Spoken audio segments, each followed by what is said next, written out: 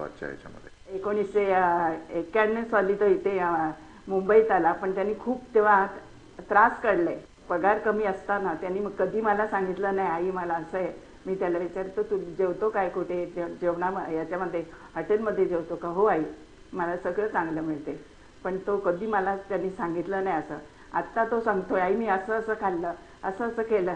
अरे मग तेव्हा मला बोलायचं नाही का तू? आई तेव्हा बोललो असतो, तू बोलली असती दे सोडून ती नोकरी आणि ये इकडे, अशी तू म्हणाली असतीस मला. म्हटलं नाही रे, तशी कशी मी म्हणेन. पण म्हटलं नाही, तेव्हा त्यांनी खूप त्रास आधी काढला, म्हणून आता तो चांगले दिवस पाहतोय. आईला माणसांना जेवायला घालण्याची खूपच आवड आहे.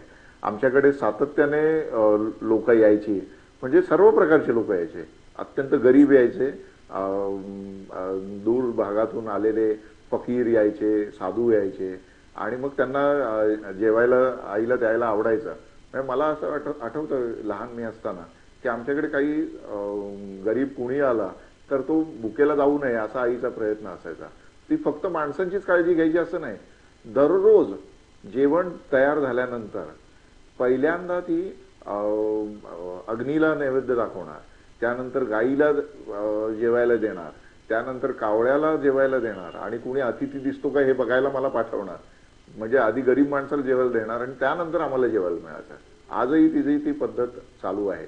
आणि त्याच्यामुळे ती मला असं वाटतं की ती जे जेवण बनवायची त्याला खूपच चव यायची. कारण आई स्वतः शाकाहारी आहे, ती वर्षानुवर्षे तिने कधी मांसाहारी जेवण जेवली नाही ती, परंतु ती उत्तम मांसाहारी पदार्थ बनवते, शाकाहारी पदार्थ ती उत्तमच बनवते. आई पौष्टिक खाद्यपदार्थ, म्हणजे आता जे सगळी नातवंड फास्ट फूड खात असतात तर ते तिला सतत खटकतं, कारण तिने आम्हाला त्या गोष्टी काही कधी खाऊ दिल्या नाहीत. आणि पौष्टिक खाद्यपदार्थ जास्तीत जास्त खावेत यासाठी तिचा खूप प्रयत्न असतो, अजूनही असतो. ती सर्व प्रकारच्या पिठांची धिरडी तिने करून वर्तमानपत्रात सुद्धा तिचे लेख या विषयावर छापून आलेले आहेत. आईचा स्वभाव स्वतः खूप धार्मिक आहे.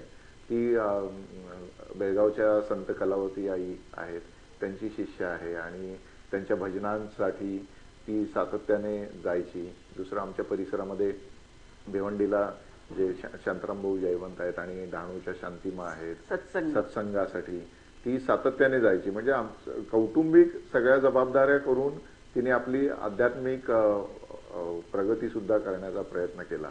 त्यामुळे मी सातत्याने मानतो की तिचं हे जे आध्यात्मिक तिची प्रगती आहे आणि तिची एकंदरच प्रकृती आहे, या सगळ्या गोष्टी चांगल्या राहोत आणि ती अशीच प्रसन्न आमच्या समोर नेहमी असायला पाहिजे असं वाटतं. कारण आता सुदैवाने मी मुंबईत असतो आणि मुंबईहून माझं गाव वाडा काय फारसं दूर नाही, तर जेव्हा केव्हा मला आठवण येते तेव्हा मी लगेच सकाळी निघतो आणि तिच्यापर्यंत 2 तासामध्ये पोहोचू शकतो. तेच मला सध्या जास्त आनंददायी वाटतं. देवाकडे मी हेच मागते, मुलांना चांगली सुबुद्धी दे देवा, यांचं सर्वांचं चांगलं असू दे, सर्वांचंच, म्हणजे माझ्या सर्व कुटुंबाचं, माझ्याच मुलांचं नाही, सर्व कुटुंबाचं चांगलं असू दे.